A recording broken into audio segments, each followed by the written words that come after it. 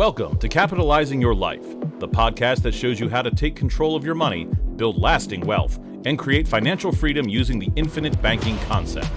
If you're ready to make your cash flow work for you instead of someone else, you're in the right place. Here's your host, Glenn Yaney.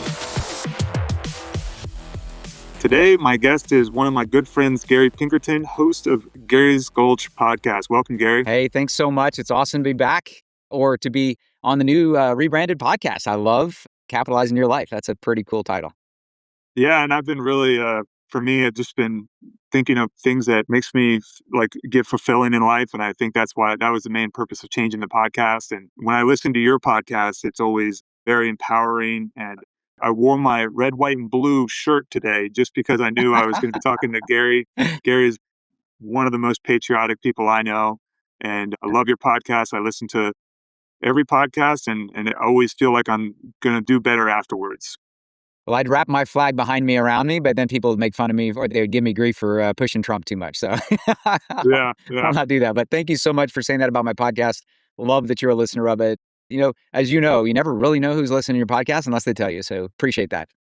Yeah, definitely. And I try to, because of what you saying that, I try to send text messages to you about your podcast just because I love it. I had the same thing. And really, it's funny because I've been looking at like YouTube and all the content that I've been creating and I see all the views, but there might be like one like.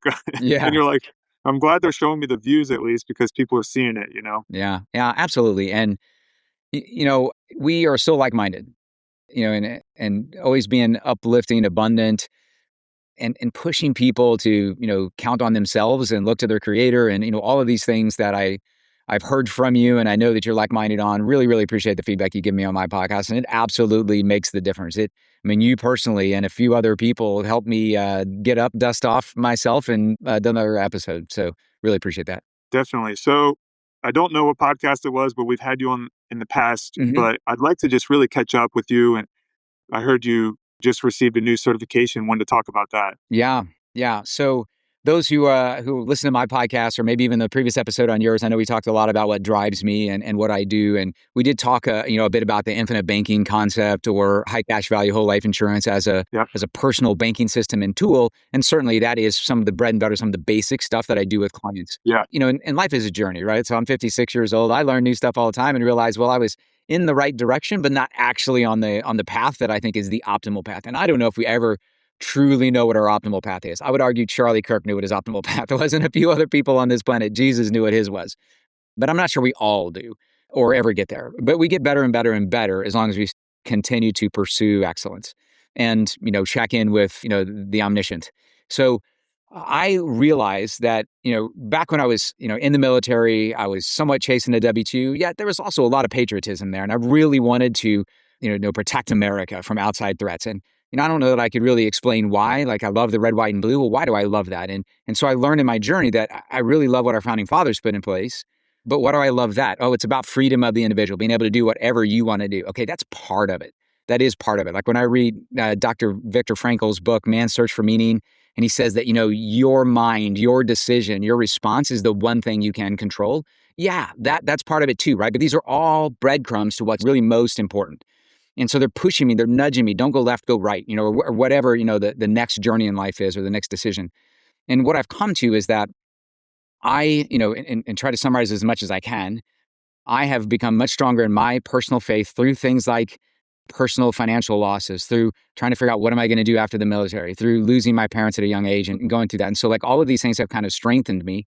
And frankly, I went to a Catholic school. My mom was very religious and that does what it does for most Catholic kids or for like children of pastors. Like they'd push this away. They'd like reject it when they become adults. Yeah. And I didn't reject God or religion, but I was like, okay, I'm done with this, 3 times a week stuff.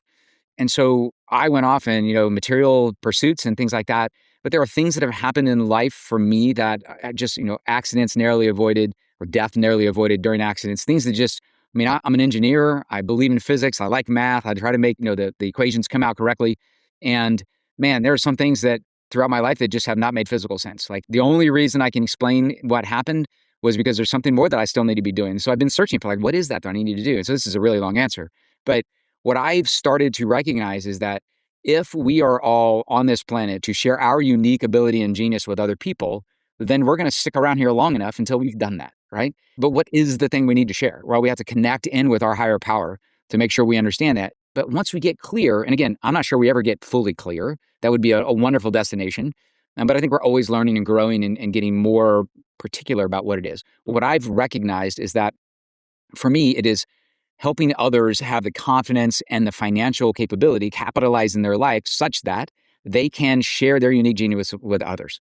And then if I can help them understand how to run a business to do that, then they can scale it, right? They can scale sharing of their unique genius to others. Henry Ford wanted to belt the world with cars so that people could go visit family and experience life. Elon Musk has done the same thing, and he's going to take it to Mars, right? So people who have a vision and are clear with it and know how to run a business can do amazing things with that. People who are clear on their vision but don't know how to run a business, they share it with a couple people and die with a lot of music inside. So I think all of these things are pushing me towards help people understand how to capitalize their life, how to have their own agency. That's the point of Gary's Gulch, bring together a group of people who are seeking agency and personal freedom. Like Dr. Viktor Frankl said, like the one thing that they can't take from you is your mindset. But right before that, they're going to take your body, meaning put you in prison. And so you want to protect those at all costs, right? And America was the place that started this experiment 250 years ago. Simply put, you're free because God said you could be. And if you make something and share it and people compensate you for it, you get to keep that. That's the whole thing. If you want a short course on the Declaration of Independence and our Constitution, that's it. You're free. God said it because it came from God, not the government. And if you make something, you get to keep it. So later we added taxes, but that's a different story. Anyway, so long story, but that's why I'm down this path. And so what is CEPA? Well, the certification, it's called Certified Exit Planning Advisor. So, in the title, I'm helping people create a business that they can exit on their terms. So why do I want people to quit business? That seems like the opposite of what I just said. And it is. What I want people to do is to better understand business. It's a great business strategical decision to implement the process that we use in the CEPA program to help people convert their business into something that anyone would want to buy. People will fight over it, which means you're best in class. And it means that people will pay you top dollar for your business. But you can also figure out what I really want to do is sell to my employees in 5 little bites at the apple so that I can, have that money as income, liquidity throughout my retirement years. Or I want to give it to my kids, but they're not ready for it, or they don't know anything about business, or how do I get them ready? And so it's helping people improve their business so that they enjoy what they're doing. They're capitalizing the heck out of their life at that point, and it allows them to be in a financial position that they can continue sharing if they want to. Essentially, it gives people a business that they enjoy going to, that they can back themselves away from some, and maybe they don't ever want to get rid of it, right? And even if they do want to get rid of it, they've taught so many people how to do what they did, right? They've taught their employees, they've taught their kids how to run business, how to enjoy doing it, how to be successful with it. And to me, that is operating at the next level. Definitely. As you were talking, I was thinking about really what we're doing is we're looking for the goal and then are backing our way out of that to figure out how to get there. Yeah. And I think that's what I got from what you were saying. Well, so the statistics are crazy. I mean, something like 75% of business owners, actually, now that I'm saying this, I think it's 85, regret selling their business within the first 12 months. Why? Well, because they didn't set up their personal life to have something to do afterwards. There's this massive vacuum. Yeah. I remember when I left command of my submarine, after having been told that this was going to happen, that you go from the person that the cooks, sneak hot chocolate chip cookies to on Friday evening in the middle of the night because they're going to be served the next day at noon. Like they're just doing all kinds of amazing things for you. And, it's a total ego trip, but there's reasons for it. But then they said, hey, when you leave that and you go to Washington, D.C. or the Pentagon or somewhere, which is exactly where I went, like you're not even going to have high enough rank to get coffee. Like the 1-star admirals get the coffee for the 5-star generals. Yeah. So, or 4-star generals. And so there's a massive vacuum. And I know CEOs of companies or founders of companies go through that same thing. So they regret it because they don't have any purpose in life anymore. But they also regret it because the thing was providing the cash flow for their lives. And maybe they got some big lump sum of money, but what do they do with it? Like that, they don't know how to achieve the future they want. All they know is that they were burned out in this business. And so as a result, they sold it at an inappropriate time and it wasn't ready. And so they got a third of what they could have gotten and they don't know how to turn that into cash flow. And they have this massive void of purpose in their life. That is not what God intended for us to do, nor the reason why we spent the 5 to 6 years in startup mode to get there, right? That's just sad. But it's what a majority of people go through.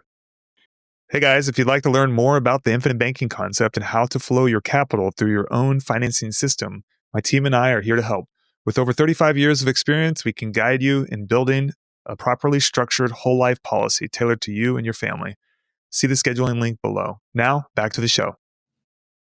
And it's definitely like, just to refer back to like infinite banking concept. Yeah.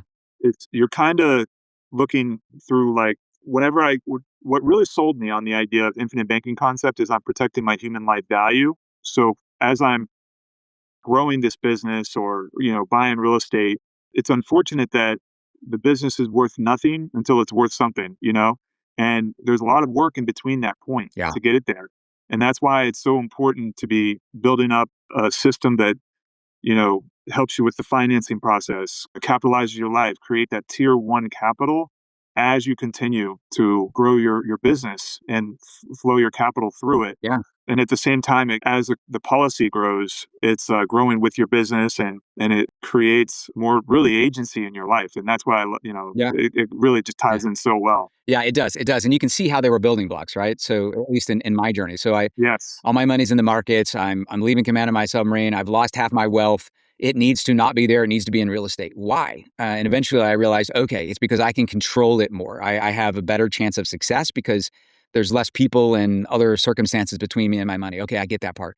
Why do I love this infinite banking stuff so much, right? And initially, Yeah. one initial answer and understanding was, well, it's because it's protecting the number one asset. Yes. Okay, I get that, right? That you're the thing that's going to bring home the bacon for the family. I understand that. I get that. I can embrace it. I understand how I'm now further down the path. Like I want to control things and I need to be involved in them. And we want me to not go away too early from my family because I have commitments. All makes sense. But then things like COVID taught me, or the government's response to COVID taught me that, man, I had a client who had an third generation ice cream business in their local town and got convinced that, he's able to, like, he's got all this new energy because he just took over the company from Gen 2. And he's like, hey, I want to, I've been told we need another one in the neighboring town. And so he heavily leverages that one, buys one in the other town, barely in startup mode on that one. And the government shuts down because of, shuts them all down because of the COVID response in 2020. And he lost both buildings. Why? Because he was insufficiently liquid. And a lot of people in the real estate space that I've been in and you've been in will say that, man, I thought I was so smart. I was a multimillionaire in 2007 and 8, and then I lost everything. And they would say that they were over leveraged, and they always get mad at me because I'm like, you were not over leveraged. Leverage is not bad. Being under liquid is what took you down. And they're like, it's the same thing. I'm like, no, it's not, because you took leverage, but then you put it into real estate instead of holding some of it back. Right. And that sounds self-serving when you're selling infinite banking products. But I don't care if my clients just put it into the savings and checking account or bury it in the backyard, but don't put it somewhere where it's illiquid and you're not in control of it. And that is fundamental for business owners, more so than real estate even. Yeah, there's definitely lots of behavioral stuff behind the infinite banking concept as well. It's kind of like there's a place to store your capital. There's, the loans that you take out have to be paid back. Yeah. And recapitalizing your policy to go do the next task. And really, when you're taking money out of a bank account, it's easy to step away and just say, when the money gets back there, then I'll go do something else. But really, it's like you're holding yourself accountable through your policy. In my opinion, it creates more discipline for myself. Yeah. Well, if I could do one other thing on that. So I've had a lot of people who will say, gosh, I don't want to put the money in the policy because it's not working for me. I want it out there working for me. Yeah. And I get your money working for you. Your soldiers kind of were out there working for you and doing something efficient. Yeah. But that pales in comparison to what having liquidity does for your mindset and for your confidence.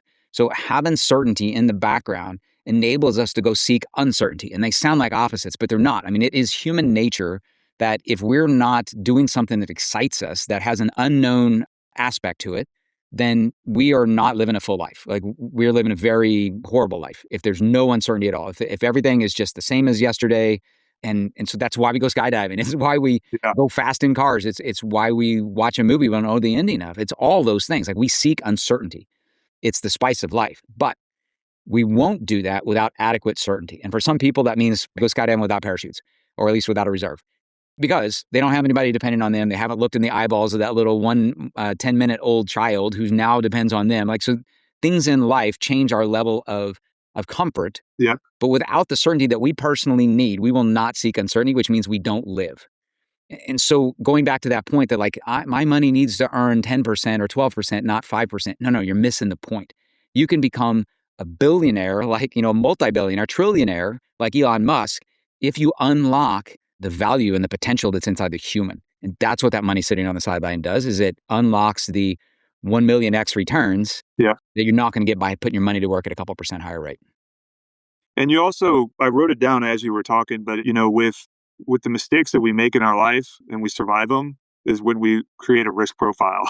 You're like, Yeah. you start to learn what you don't want to experience Yeah. going forward, Yeah. And there's a saying that, a smart person will learn from other people's mistakes. And yeah, I've never met that guy. Yeah, yeah. I mean, I don't know what's wrong with me, but I certainly will learn far more from my own mistakes and than I do from other people's mistakes. And I love what Donald Trump said when asked, what have you learned over your lifetime as a professional investor in the good times and bad times? He's like, well, I've learned nothing in the good times. Yeah. But in the bad times, I've learned everything that has, the reason I am the person I am today is because of the bad times I went through. Totally true. Awesome. So what kind of business owner would you say is the perfect business owner for you to start with? Yeah.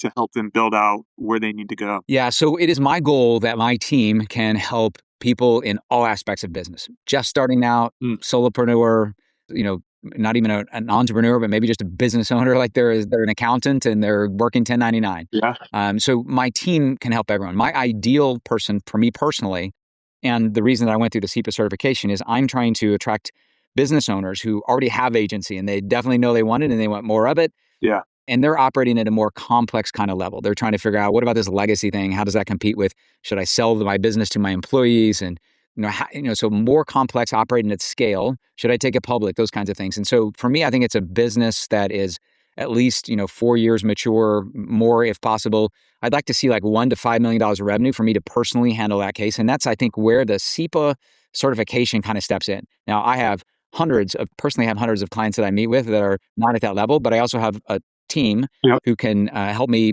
put in place the first, term insurance policy to protect the young Yep. business owner's family and then get their first life insurance policy going and help them out with the entity. Like, why is an S Corp different than a sole proprietor? All those things, help them walk through those journeys, get their first real estate. Why would they even do real estate?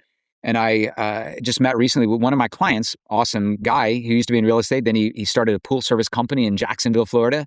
And now he is a business coach, who's helping businesses do things like write that first business plan, write the vision, hire your first employee. So at the very beginning level of things, his program is specifically set up to do that. Now, he's also helping me. So, it works to a more established level, but I'm not in yet the level that I'm trying to attract for the CEPA certification. Like, I would not need to hire a value advisor in the CEPA role to help me scale to sell in the next 2 to 3 years. That's not the place that I'm at, both on revenue, but also just in timeline, what I really want to do. Yeah, I just started a business networking group where I'm meeting with them once a week, and it's all different levels of business, and I actually enjoy it, and I actually do think of you regularly when I'm there because I'm thinking about agency and how we're creating Yeah. value, and I'm like, man, this is like so patriotic to be able to start a trash business Yeah. and a valet trash business. He's looking to grow it, and as I'm talking to him, I've never started a trash business, but I could tell you that there's things that I've done in the past, which is the number one thing I would say is I was an employee of my own company for too long. Like, I needed the cash flow Yeah. to step out, but at the time I didn't have the cash flow. So like I had to be the employee for a long time before I could step away. Yeah. And you did because you also said, like, I could maybe figure this out faster with a coach, but I can't pay for the coach because I need the cash flow, right? So you do kind of get Yeah. stuck in that place, Yeah. But it's the faster you can get through that, the faster you can grow. I remember Darren Hardy said that one of the things that Jim Rohn told him was spend 10% of your income, your revenue, not your profits, 10% of your revenue every year for the rest of your life on self-improvement, on personal development. And when he was 18 years old, that wasn't a lot of money, but he's like, I spend millions of dollars today because I followed what Jim Rohn told me years ago. Yeah. And so you have to kind of sometimes do the hard thing, the thing that's not financially helpful to get over that hump, like to break through whatever the current glass ceiling is. Yeah, definitely. The other thing that I love that you talk about is what is it, the hierarchy pyramid, where you have the first tier, Hierarchy of wealth. Yeah. hierarchy of wealth, Mhm. and really that first tier being a cash basis, being liquid to be able to take action. And then that tier two would be investing in yourself. And I completely Yeah. agree to that. Yeah. Yeah. I mean, it's just, you have to remember, and you just have to go back to, why am I sitting around with so much cash? That's a ridiculous level, but it's because it is unlocking. It provides enough certainty for you to be able to seek uncertainty, and it gives you the fuel for the racehorse. I mean, the racehorse in the Kentucky Derby is you. It's not your money invested in NVIDIA stock. It's not you betting on AI or a crypto coin. It's not even you investing in your buddy's business. It is you. So the money that you can set on the sideline to give you the confidence to go kick the world's rear in your new business is where you need to put the money. Yeah, with the tier one capital, I think about that regularly, and that's literally how I stopped putting money into my 401k. Is I realized that I never had cash available Yeah. to be able to take advantage of those opportunities. I found this one real estate deal as a mobile home park, super busy road, and I saw it. Nope, for whatever reason, didn't sell for it. It was on the market for 6 months, and I was trying to convince people to buy this mobile home park. This is before I even owned a mobile home park, and it was a 16 unit, and I couldn't convince anybody. And I always thought to myself, if I had the money, I would buy that. And really, at that time, all I needed is $100,000 to buy it, because there was seller financing available.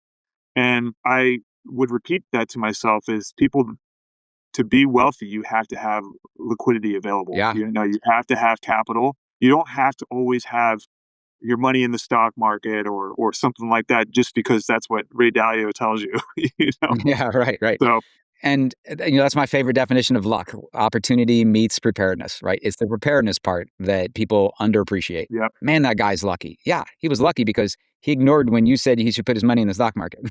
yeah, He had it exactly. sitting there ready to go. Cool. So we've gone over agency, building a business. Is there anything else you have? Well, I think, I'm inspired to help individuals, just to summarize here, I guess. So what drives me, at least my understanding today in this journey, what drives me is helping individuals understand what their unique value, excuse me, let me say this again.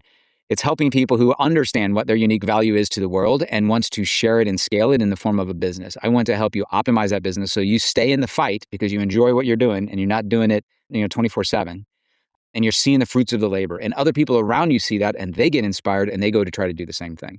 And so this is a cauldron of helping people, an incubator of helping people understand how to run business, why you would want to run business, and showing the fruits of labor to others as a great marketing tool for them to jump into it as well. And if we do that successfully, then this 250-year experiment is going to keep rolling for another 250. So thank you, Glenn, for allowing me to get that out there. I learn every time I open my mouth. So, because things come out, I'm like, now I'm piecing things together because I don't really understand them until I say them, I guess. Yeah, it's always great. I think without you telling me what your brand is, but it's definitely empowering, empowering other people to grow. And Yeah. I definitely idolize that. And I try to mimic it through my own personal content that I create. And really, that's all I'm trying to do is create empowerment to grow in your financial life and personal life, and giving yourself opportunities. Yeah, Blaine, you know what? Here's one of the most amazing things. So one of the nicest results of this new 15-year journey I'm on, when I left the military and started being a life insurance agent of all things, one of the things that has always resonated with me is Zig Ziglar, or maybe it's Jim Rohn, I forget now, but saying that you're the sum total of 5 people you spend most time around. Yep. That's probably Jim Rohn. And so I want to spend time around people who are optimistic, who are empowered to do better, to add value to the world, to never quit. I want to be around people like that because it just inspires me. And so I want to enable those people to be more and more and more successful. And so if I'm talking to somebody and they're like, well, why would I put my money in a life insurance policy that earns 5%? That's not much. I can almost do that in a CD. And I say, well, it's because you're betting on yourself. I'm like, I don't think I should bet on myself. I should bet on this guy over here or this mutual fund. I'm like, cool. Yeah. See ya. Like we are not like-minded. Yeah. We only got so many minutes on this planet. I wish you well. Like, I'm not trying to kick you off the island. I'm just saying we are not like-minded. And if you don't believe in yourself, why in the world would I spend time with you, right? So it's very, very helpful in getting to the core of who are my people and who are not my people. Yeah, definitely. And that's the point of my podcast is attract people who are my people and let's get busy together improving the world.